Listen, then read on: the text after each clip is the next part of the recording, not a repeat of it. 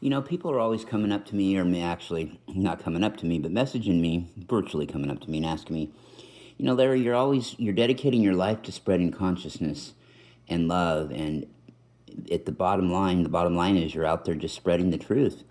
Why don't you take some time? How come you never take any time to reflect to the kids, the damn kids? Why aren't you dropping any knowledge for these kids? I just had to.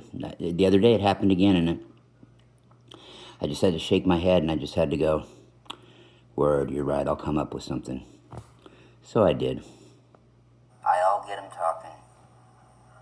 Now, why don't you come hang out with your Uncle Rockin' Lockin'?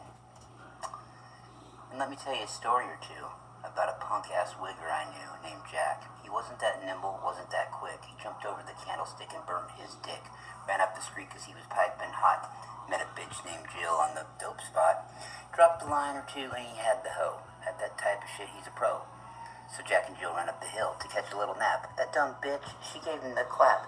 Then he had to go see Dr. Bombay. He got a shot in the ass and he was on his way. To make some money, why not? Down on Sesame Street, the dope spot. There he saw the lady who lived in a chute. Sold dope out the front, but by the back marijuana grew.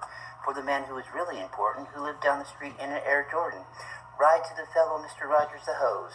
Drove a 500 sitting on the Renzos, he broke out. Little Bo Peep smoked out. Saw her and her friends selling sheepskins.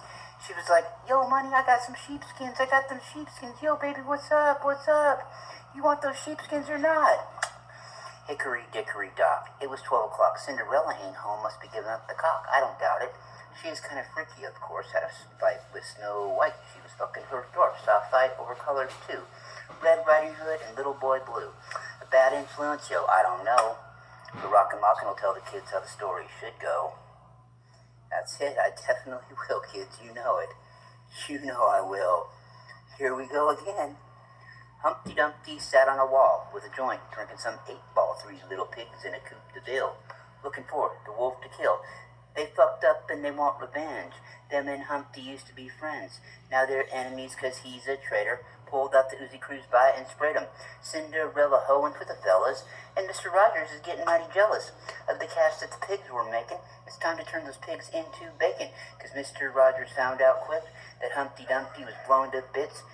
They said the motherfucking wolf was next, so Mr. Rogers better watch his step. So he let the wolf know, we're gonna fuck up the pigs and take that hoe, 'cause Cinderella is much too fast. Before noon, always giving up the ass. Double barrels all loaded and cocked. As soon as they show, they're gonna get popped. They balled down Sesame Street and caught him. Little Boy Blue is up front giving orders. Little did they know Cinderella was a think. She called the cops and got him thrown in the clink. A bad influence? Yo, I don't know, but Rockin' Lockin's gonna tell the kids how the story should go.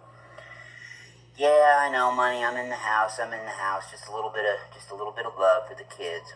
And of course, what would be complete without a little bit of an encore, or without a little bit of with a part 2, just to let the kids know what ended up happening to these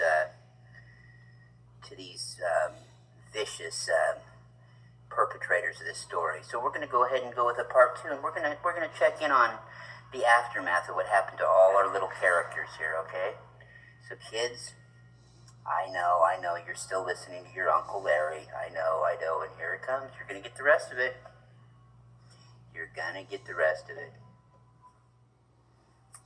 Here it goes, part 2, kids. Here's what's happened to them all since.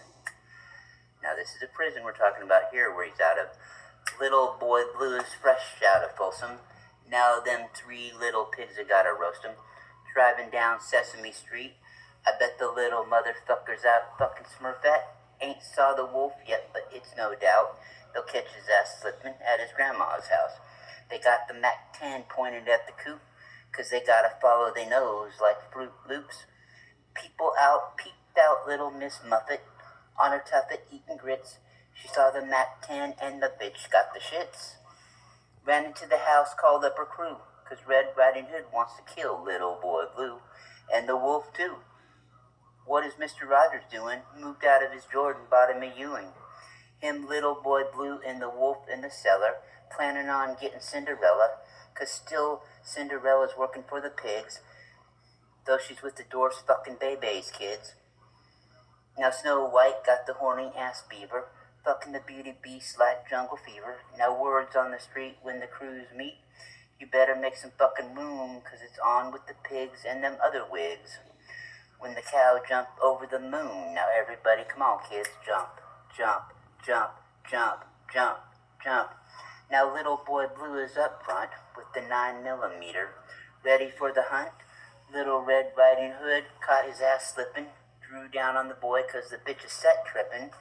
About to get loose with the deuce, that's when the boy said, what about the gang truce? The little hoe had no words. The wolf came around and the bitch got served. 3 little pigs bought wigs, dressed like sheep. Cinderella is little Bo Peep, trying to creep on the crew. The wolf, the Rogers, the Blue, they threw, 'cause the pigs did the buck, buck, bang, bang, ping, ping dance. Now you hear the fat lady sing. Cinderella ran like a bitch to the payphone 'cause the bitch is still a snitch. Now the pigs are caught by the pigs and taken into the pen, get fried like bacon. You still can't trust no hoe. And Rockin' Mockin' will always tell the kids how the story should go. Yeah, boy, won't I always tell them, I'll tell you, we found out later on, of course, that, little boy Blue, my homie, God, little boy Blue, he needed the money. That's all I got to say about him. Little boy Blue, he needed the money. That's why he did it. Oh, God, that's forbidden. I don't know, that Jack and Jill, I'll tell you, they got back together. I noticed one day they both, they were both walking with $1.25 in their hand. I thought, what the hell? And they went up the hill again. Now, I'm just sitting there on a calm summer's day. Here comes Jack and Jill back down the hill. They both went up there with $1.25. And here comes Jill back down with $2.50, straightening up her hair and shit. I was like, I wonder, he must have just loaned her the rest of his cash, poor kid. Wonder what he got in return. I can't imagine. Well, then I saw Humpty Dumpty. He was over there sitting on a wall. And, this dude had a really great fall, but here's the deal. All that dude's horses and all that dude's men, they couldn't put that fat motherfucker back together again, and it was just a real tragedy. Yeah, I mean, hickory dickory dock, I won't even tell you what Jill was doing to Jack's cock. And apparently, all I know is I don't know what they had going on, but he told me that he looked up and the clock struck 2, and she woke up with a mouthful of goo. I really don't know. I really don't know, people, but, there's more that meets the eye to life. There really is. It's just, it really, I'll just end it with this. In the words of a very, very, very wise man, he looks at me, puts his hand on my shoulder when I was young, and he says, Mother Goose? And I looked at him and I said, yes, Mother Goose. He's all, I fucked her. I'm like, oh, okay. Well, all right, thanks, Uncle. I appreciate it. Yeah, well, she was a little old when I got older, so I never did get to have any kind of relationship with Mother Goose, but I heard she was quite the hottie and hot to trot back in her day. But, yeah, Uncle just looked at me and said, yeah, I fucked her. I'm like, okay. But the thing is with Uncle, he also looked at me one time and he said, Wayne Newton? And I looked at him and said, Wayne Newton, yeah, Donkashane? He said, no, I fucked him. I'm like, oh, well, thanks, Uncle. I wish you would have kept that to yourself. But that's just how the story goes sometimes, we're all unisexual beings, I guess, in the higher dimensions. And that's how it is. And that's how it was and always will be. This has been Rockin' Larry Lockin' with this little bit of enlightenment.